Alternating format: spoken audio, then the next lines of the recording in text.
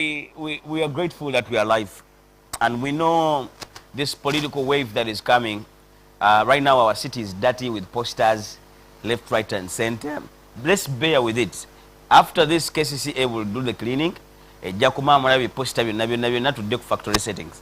But don't be left behind, most especially locally. Understand the political terrain that we are in right now.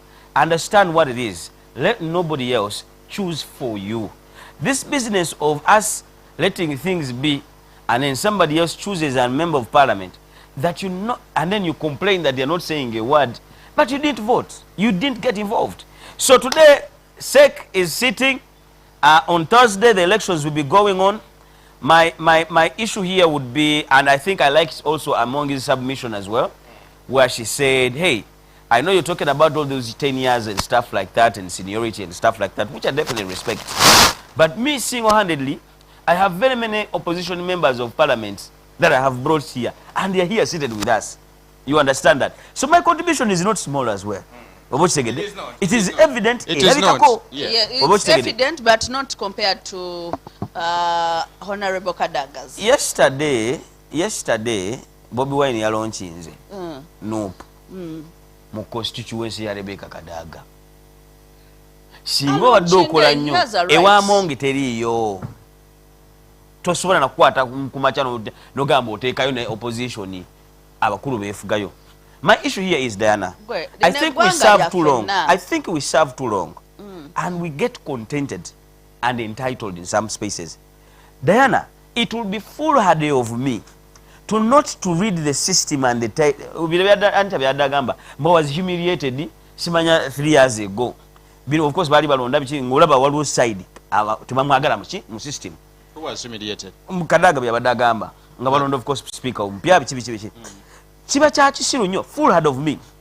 Utasoma mbeera nti Wesley obuddebo ku spirit buweddeko. Kati owulira otabweddeko. Obuddebo.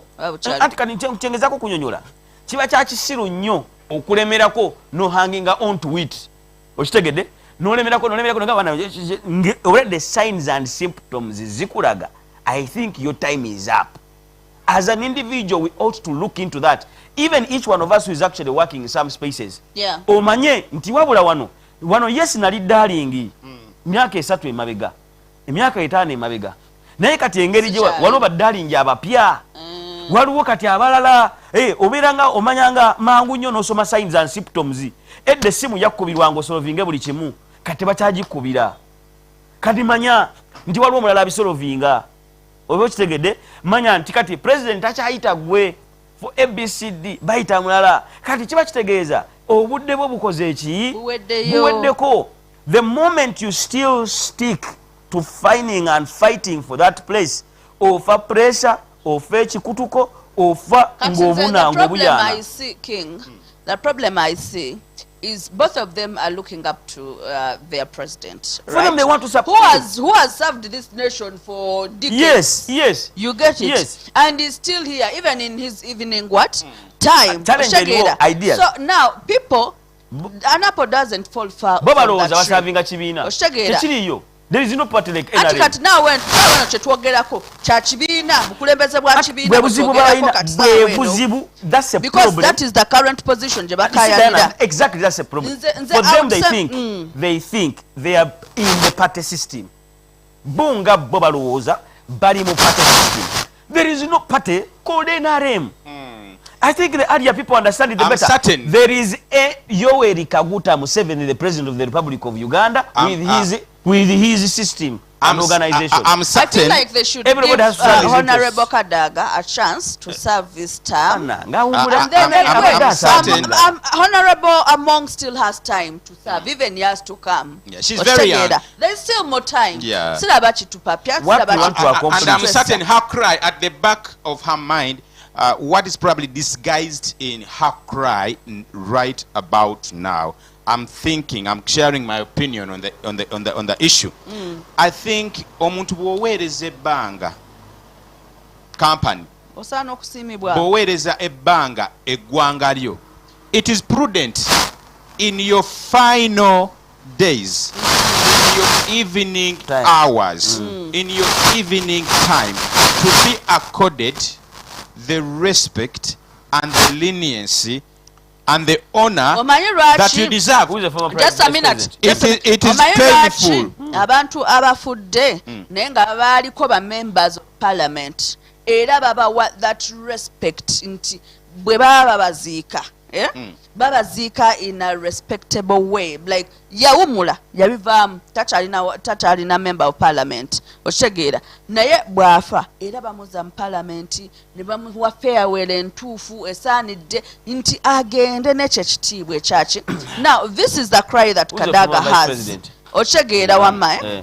This is the cry that Kadaga has. You spoke of stakeholders. I don't know if you can speak more about being a stakeholder. There is a system that you grow up in and you cease to be only a servant of the system, but you become a stakeholder of the system. If it is your company, yes. You become a stakeholder. It has nothing to be to do. Even if it's not your company. There are even schools. I've seen schools like I have a former school, Agro Memorial School. Waliyo kuku nga asavinze emyaka mingi nga level kwali nga si owner wa somero nga tayinaamu shares era nga n'omusaala gwaliko nga si gwe gw'abasomesa nga n'omusomesa yakava mu university afuna kingi okusinga kyakola ki kyafuna.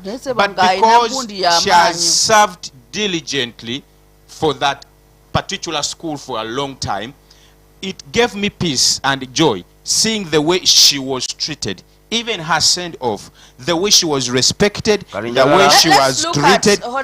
That is what systems mean. Let's look at Moses Ali in Ajumani here. Currently in his state of mind and his health. In his health.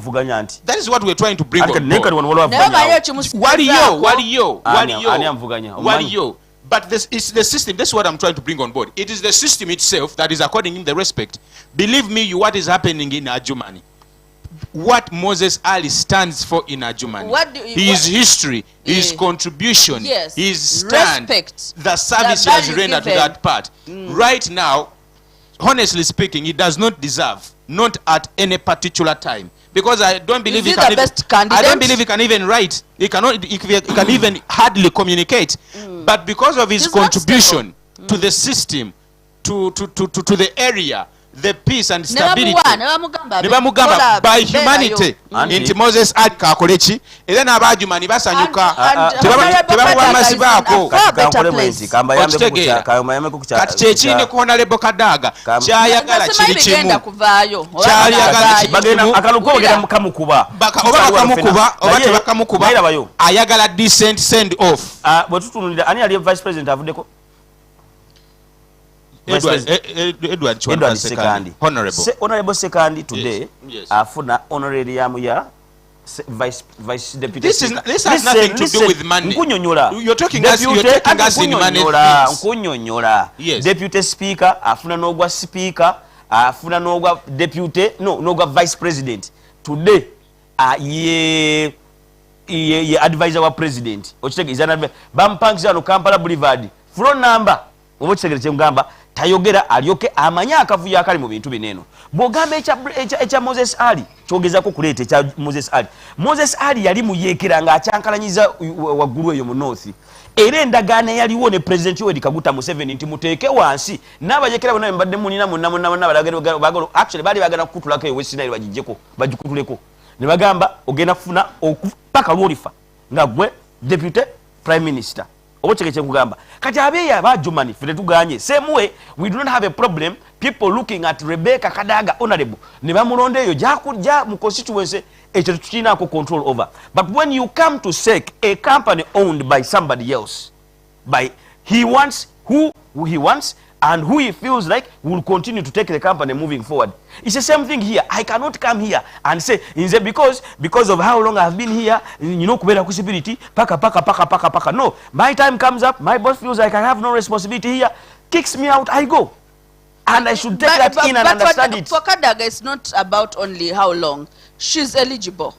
but eligibility She is. accept contestation kati And she accepted. kati kyekyo katugende mu kalulu kawuli Hey, she accepted. She was being coerced to stand down. Everybody ne munupu leero buli wamu But she's eligible. Today, Asobolera ddala era she was nominated just like Honorable Anita Moore was nominated. Omanyi bafutu soja bameka today ababadde beesunze okubeera ba members of parliament mu NUP naye ku today basindikiriziddwa paka ku kifo tebasukka kifo kya kansala nekya meya tebakulabako already waliwo bebalina bebateekawo akakyengezako kugamba nti ne munupu mwennyini Rubongo ya today being in Kampala as a member of parliament sigamba tewali wa contesting but there are people they have denied and said no wano tulinawo already aliwo ne wano tulina waliwo politics bwatyo bwabeera nti basooka ne bagamba let's have our best soldiers move forward. So that one we should not put feelings. When you're serving a system and you are into a system, you ought to understand this is how things are done. Same way also Rebecca Kadaga naye era bamusindikiriza ne babako basindikiriza ne bajja ku ekyo kifuna ne bamuteekawo same way naye akkirize and time comes nga you're not the darling. I think people ought to the biggest challenge we have here, Diana, is that people refuse to accept that my time is up. I am in my evening days. I am no longer useful here. Ekyo ekintu tukyerabira as human beings. Waliyo bamusaayi muto abagenda okujja kubeera siniya naye nga baagala onadduka baagala abakabuli baagala abatatya baagala abatalina bulamu. Okitegere kye ngamba. Anybody and people forget today that they are actually in NRM as a party. NRM is not a party. NRM is Yoweri Kaguta Museveni, the president. And the day he says to me, we will not have NRM. We will go to PLU. Thank you very much. Good day. Bye.